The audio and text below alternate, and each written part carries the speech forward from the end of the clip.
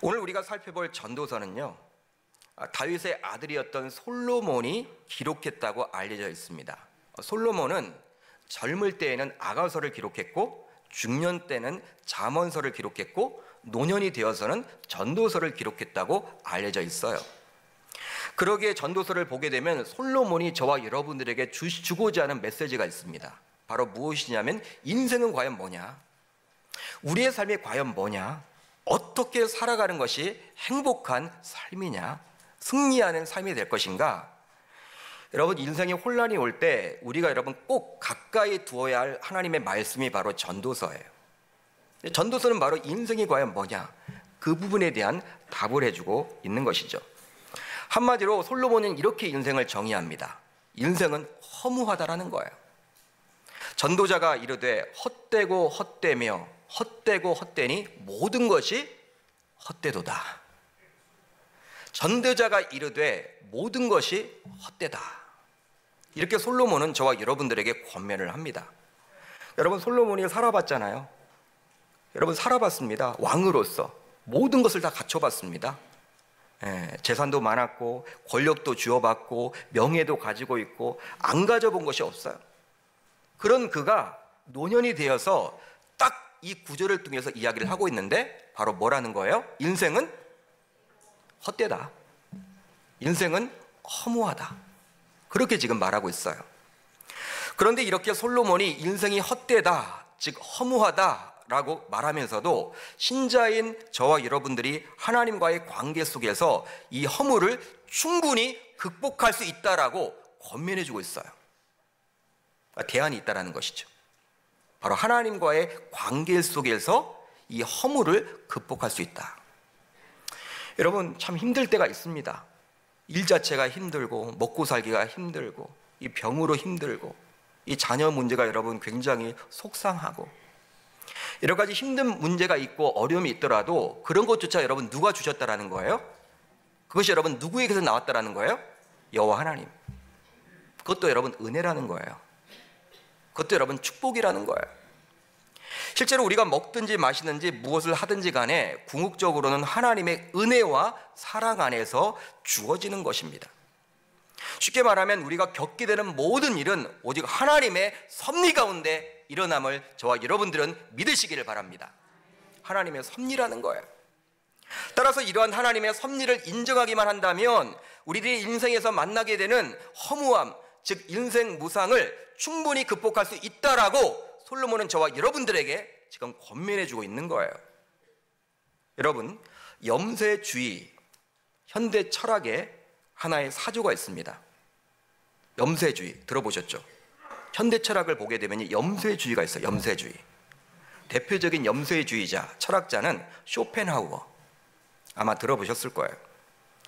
염세주의는 뭐냐면 세계나 인생을 불행하고 비참한 것으로 보며 따라서 개혁이나 진보는 불가능하다고 보는 경향이나 태도를 말하는 거예요. 한마디로 비관주의입니다. 허무주의예요. 그러니까 여러분, 염세주의자들의 책들을 보게 되면요, 막 자살 충동이 느껴져요. 야, 안 되는 거구나. 힘들구나. 노력해도 안 되는구나. 어렵구나. 인생은 고해구나. 고통이구나. 막 생을 끊으려고 해요. 그러니까 염세주의자들의 책을 자꾸 보셔서는 안 돼요, 여러분. 우울해집니다, 여러분. 그러니까 비난, 비판, 부정적인 그런 생각들이 가득 차게 돼요. 비관적이죠. 그러나 솔로몬은 염세주의자는 아니었습니다. 인생이 허무하고 헛되다라고 이야기를 하고 있지만, 비관적으로 이야기를 하고 있는 것처럼 보이지만 바로 솔로몬은 하나님을 플러스했던 사람이었어요. 세상의 철학사주인 염세주의는 하나님이 없기 때문에 인생은 지극히 비관적으로 보지만, 솔로몬은 인생은 허무한 것이라고 보면서도 그 인생의 주관자이신 여호와 창조주 하나님이 계시기 때문에 충분히 이 허무함을 극복할 수 있다라고 저와 여러분들에게 말해줍니다. 즉 솔로몬은 하나님이 없는 인생이 허무하다라고 이야기를 하고 싶은 거예요. 여러분, 처음에 인생이 허무하다라고 이야기를 했지만 솔로몬이 말하고 싶은 의도는 무엇이냐면, 하나님이 없는 인생이 허무하다. 야, 너희들 뭘 가지면 행복한 것처럼 느껴져? 돈이니? 명예니? 권력이니? 뭘 정말 가지고 싶어? 그것만 있으면 행복할 것처럼 느껴지지, 보여지지, 생각이 하지. 그러지만 그게 아니라는 거예요. 아무리 그런 것들을 가져보아도 허무할 뿐이고, 그러나 하나님이 계시면, 하나님을 플러스하면 그런 헛됨도 우리가 극복할 수 있다. 그 말을 지금 해주고자 하는 거예요. 이제 솔로몬은 전도서 3장에 들어와서는 하나님의 자녀인 우리들의 시간 관리에 대해서 말씀을 해줍니다. 보통 시간은 우리 인간의 영역이 아니라 하나님의 영역이라고 여길 때가 많이 있어요. 실질적으로 여러분 그렇죠? 우리의 영역이 아니라 하나님의 영역이다. 시간은. 실제로 우리가 살아가는 인생은 시간의 연속이라고 말할 수도 있습니다. 그러기에 우리에게 주어진 짧은 인생을 후회하지 않고 보다 가치 있게 보내기 위해서는 시간 관리, 즉 시간 활용이 굉장히 중요해요. 더구나 하나님의 섭리를 인정하는 저와 여러분들이라면 하나님께서 우리에게 허락하신 그 시간을 잘 선용해야만 합니다. 실제로 솔로몬은 이렇게 3장을 시작하고 있습니다. 우리 한번 같이 읽어봅니다. 시작.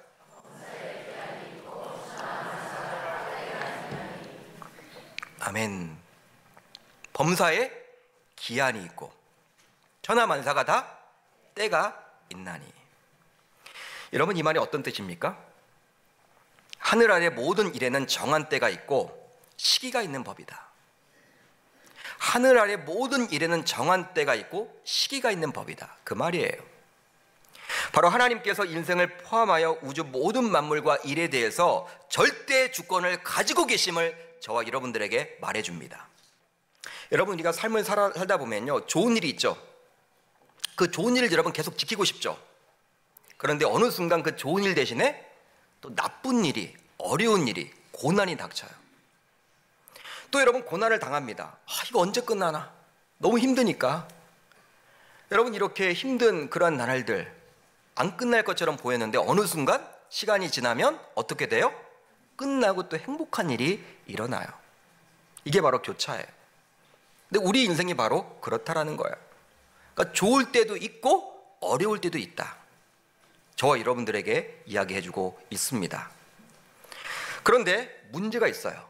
어떤 문제가 있냐면 우리 인간은 지극히 연약한 나머지 이 좋을 때와 어려울 때를 스스로 통제하지 못한다는 것이죠. 우리가 여러분 통제를 못해요. 여러분, 좋을 때와 어려울 때를 스스로 통제할 수만 있다면 얼마나 신이 나겠습니까? 얼마나 행복하겠습니까? 얼마나 좋은 인생이겠습니까? 그러나 스스로 통제할 수 없기 때문에 예기치 않은 질병에 걸리기도 하고요, 예상치 못했던 관계의 어려움을 만나기도 하고 위기를 만나기도 하는 거예요. 여러분, 우리가 어떤 어려움을 미리 예상한다, 참 쉽지 않습니다. 여러분, 그렇게 여러분 인생을 살아가는 게 아니잖아요. 갑자기 여러분 몰아닥치잖아요. 우리 성도들은 어떻게 시테크를 할 수 있을까요? 시간 관리를 어떻게 하면 좋을까요? 시간을 어떻게 활용하면 좋을까요? 오늘 말씀을 통해서 한번 살펴보겠습니다. 먼저 하나님만을 바라보고 최선을 다해 하루하루를 살아가야만 합니다. 하나님만을 바라보고 최선을 다해 하루하루를 살아가야만 합니다.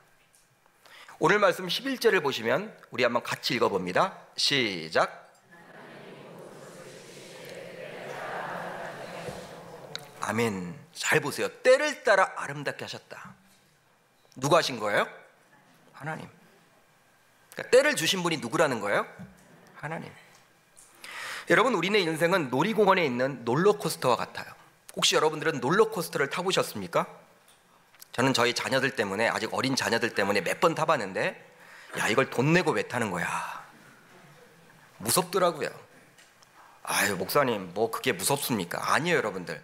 진짜 여러분, 이렇게 당당하신 분들도요, 롤러코스터를 타게 되면 다 눈을 감아요. 무서워서. 앞에 카메라를 달아놓고 이렇게 여러분 비춰지는 자신의 모습을 한번 나중에 볼 수 있었으면 좋겠어요. 다들 여러분 겁내해요. 여러분, 롤러코스터를 처음 타면요, 별로 안 무서워요. 천천히 갑니다. 그리고 올라갑니다. 뭐 이게 왜 무서워? 막 소리를 왜 지르는 거야? 그런데 어느 순간 여러분 급강하를 해요. 확 여러분 떨어집니다. 그리고 어느 순간은 안전벨트를 맸지만 밑으로 떨어질 것만 같은 360도 회전을 합니다. 굉장히 여러분 아찔해요. 공포 그 자체입니다, 여러분. 평안함이 있고요, 또 불안함이 있고요, 또 두려움이 있고요, 환희가 있고 또 슬픔 등의 온갖 감정이 모두 존재하는 곳이 바로 롤러코스터 아니에요. 여러분, 롤러코스터 사는 사람들의 모습을 보면 처음에 평안하다니까? 그것만 계속하는 것이 아니라 막 깜짝 놀래고 두렵고 내리고 싶고 막 소리를 지르고, 여러분 롤러코스터 안에서 벌어지는 바로 그러한 감정들의 모습인데 우리네 인생이 바로 그렇다라는 거예요. 여러분, 우리의 삶에 좋은 일만 일어난다면 얼마나 좋겠습니까? 얼마나 좋을까요? 그러나 그렇지 않음을 우리는 이미 잘 알고 있습니다. 경험해 봤습니다. 그렇지만 삶을 살아가면서 행여 어려움을 통하고 있더라도 지금 이 순간 이곳에 나와서 예배를 드리는 여러분들 가운데 위기를 만나서 힘들고 어렵더라도 그 어려움조차도 하나님의 시간표 안에서 일어난 것이라 생각한다면 우선적으로 우리의 마음가짐이 달라지게 되겠죠. 즉 자신에게 허락된 그 시간을 함부로 보내지는 않을 거예요. 왜? 귀중한 시간이죠. 누가 주셨기 때문에? 하나님이. 따라서 자신에게 주어진 그 시간에 최선을 다하며 충성되이 살아갈 수 있게 되는 것입니다. 바로 예배 시간에는 최선을 다해서 우리 예배에 집중하실 수 있기를 바라요. 여러분, 우리가 먹고 마시고 무엇 하든지 간에 자신이 여러분 그 할 때는요, 그 시간을 여러분 즐길 수 있기를 바라고 최선을 다하시기를 바라고 성실하게 그 시간을 보낼 수 있기를 바라요. 여러분, 우리가 예배당에서 지금 와 있습니다. 뭐 하기 위해서 와 있습니까? 하나님 앞에 예배 드리기 위해서, 영과 진리로 하나님을 만나고 돌아갈 수 있기를 바라요. 여기에 집중할 수 있기를 바랍니다. 우리가 여러분 또 직장에서 일을 할 때는요, 자신에게 맡겨진 일을 충성되이 즐거움을 가지고 일해 보실 수 있기를 바라요. 일이 만만치 않지만, 굉장히 힘들고 어렵지만, 왜? 그 일조차도 누가 주신 거예요? 하나님이. 하나님의 때에, 하나님의 시간표 안에서 내가 일할 수 있는 시간을 주신 거예요. 또 학교에서 공부를 하고 있다면 학생의 본분을 잘 살려서 감사함으로 최선을 다해야만 합니다. 왜냐하면 공부하도록 하나님께서 주신 시간이기 때문이죠. 그렇습니다. 운동을 하든지 간에, 또 식사를 하든지 간에, 여행을 하든지 간에, 무엇을 하고 누구를 만나든지 간에 우리들은 적극적으로 그 시간을 보내야만 하는 거예요. 즉 일을 할 때는 열심히 최선을 다해서 일을 해야만 하고, 놀 때는 또 최선을 다해서 놀 수 있어야만 합니다. 근데 제일 안타까운 분이 어떤 분이에요? 일하는 것도 아니고 노는 것도 아니고 어정쩡하게 있는 분들. 여러분, 놀 때에는요, 여러분 화끈하게 여러분 노실 수 있기를 바라요. 근데 일을 여러분 해야죠. 여러분, 이런 광고 카피도 있잖아요. 열심히 일한 당신 떠나라. 이런 광고도 있잖아요, 여러분. 그러니까 여행을 가서는 여러분 정말 여행에 집중하셔야 되죠. 병원 치료를 받으실 때는요, 힘들고 어려운 시간이지만 이것도 여러분 누가 주신 거예요? 하나님께서 나에게 주신 이 고난이지만 이때 이 고난 다음에 또 행복이 올 것을 기대하면서 여러분 그것도 즐겨보실 수 있기를 바라요. 뭐든지 그러니까 적극성을 가지고 최선을 다해서 살아가 볼 수 있기를 주님의 이름으로 축복합니다. 여러분, 왜 그렇게 살아가야 하냐면 자신에게 주어진 지금의 때가 바로 동일하게 또 자신에게 주어질 것이라고 기대할 수 없기 때문입니다. 살아가는 성도 여러분, 우리들은 보통 태풍하면 무조건 부정적으로만 바라봅니다. 왜냐하면 태풍이 주는 피해가 크기 때문에. 그러나 태풍은 바다를 비롯한 자연을 완전히 뒤집어 놓아요. 제가 부산에서 사역을 할 때 태풍이 지나가고 난 다음에 우리 교육자들과 함께 이 바닷가에 나가봐요. 바닷가에 나가면요, 사람들은 거의 없는데 바닷물이 왜 이렇게 깨끗한지, 오염되었고 막 기름도 있고 했던 그런 바다가 굉장히 여러분 깨끗해 있어요.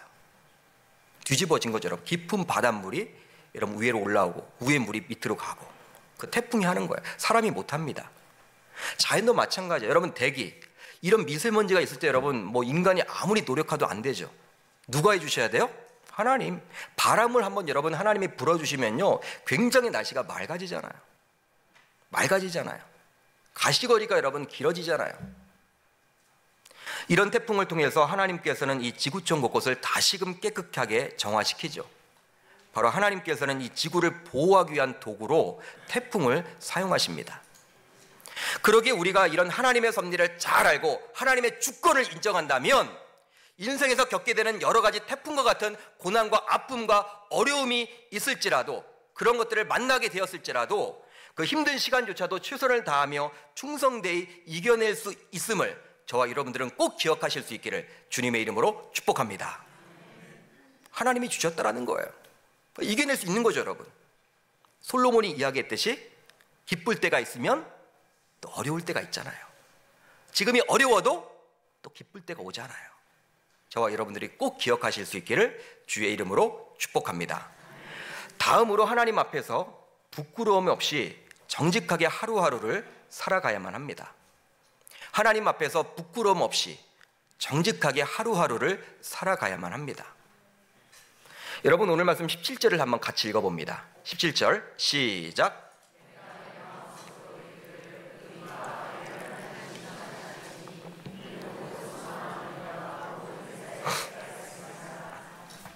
의인과 악인을 하나님이 심판하시리니 이는 모든 소망하는 일과 모든 행사에 때가 있습니다. 표준세 번역 성경을 보게 되면 다음과 같은 내용이에요. 나는 마음속으로 생각하였다. 의인도 악인도 하나님이 심판하실 것이다. 모든 일에는 때가 있고 모든 행위는 심판받을 때가 있기 때문이다. 여러분, 우리가 어떻게 시간을 보내느냐, 나에게 맡겨놓으신 그 시간을 내가 어떻게 보내느냐는 후에 누가 심판하셔요? 하나님이 심판하신다라는 거예요. 그렇기 때문에 그 하나님이 심판하신다고 이야기를 하고 있기 때문에 우리는 어떻게 살아가야 돼요? 정직하게. 결과적으로 하나님의 때 하나님은 심판하신다고 말씀을 해주고 있죠. 그러기에 우리들은 하나님 앞에서 부끄럽지 않게 정직하게 살아가야만 하는 거예요. 여러분, 대한민국은 CCTV 공화국이라 할 만합니다. 굉장히 여러분 CCTV가 많아요. 여러분 골목골목을 가보면요, 이 방범용 CCTV 잘 설치가 되어 있죠. 그뿐만 아니라 웬만한 차량에는 이 블랙박스가 설치되어 있어서 24시간 주변을 여러분 다 찍습니다. 녹화를 하죠. 또 대부분의 국민들이 스마트폰을 이렇게 손에 쥐고 있기 때문에 어디서든지 24시간 촬영이 가능해요. 이게 대한민국이에요. 그러다 보니 어떤 범죄가 일어나게 되면 이런 방범용 CCTV나 또 차량용 블랙박스는 범인을 검거하는 데도 큰 도움이 된다고 합니다. 이것과 마찬가지로 하나님께서는 졸지도 않고 주무시지도 않은 전지전능하시고 편지하신 분이기 때문에 우리들의 모든 행동과 마음과 생각까지도 기억하십니다. 마치 한밤중임에도 불구하고 블랙박스와 CCTV가 주변에 일어나는 상황을 다 찍고 있듯이 말이죠. 실제로 CCTV와 블랙박스는요, 사람들의 행동만 찍습니다. 그렇지만 그 성능의 눈을 가지고 계신 그 여호와 하나님의 시선은 절대로 고장도 나지도 않죠.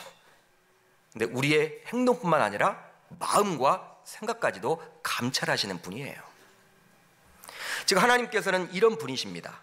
사람의 행위가 자기 보기에는 모두 정직하여도 여호와는 마음을 감찰하시느니라. 감찰하신다. 내가 보기에는 정직하게 보여도 하나님은 우리의 마음속까지 뚫어지게 보신다라는 거예요. 여러분, 사람들은요, 행동을 보고 판단을 하죠. 야, 저 사람 착한 사람이야, 저 사람은 악한 사람이야.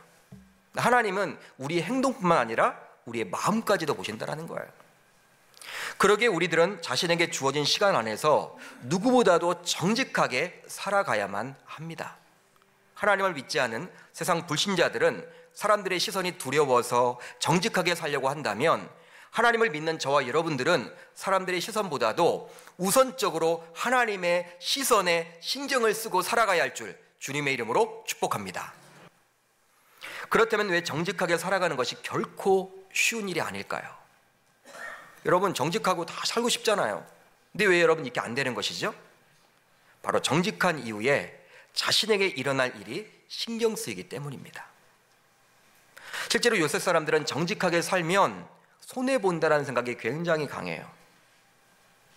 그러기에 정직하게 말하고 행동했을 때 자신에게 앞으로 닥칠 어려움을 미리 예단합니다. 미리 생각해냅니다. 그렇기 때문에 우리가 정직하게 생각하고 또 정직하게 말하고 행동할 수 없게 되는 거예요. 미리 여러분 일어나지 않은 그 일조차도 우리가 예상을 하는 거예요. 그렇지만 다윗은 나단 선지자의 질책을 들었을 때, 즉 자신이 정직하게 회개했을 때 자기가 왕으로서 어떤 일이 닥칠지에 대해서 생각하지 않고 무조건 철저하게 하나님 앞에 회개 먼저 했다라는 사실이에요.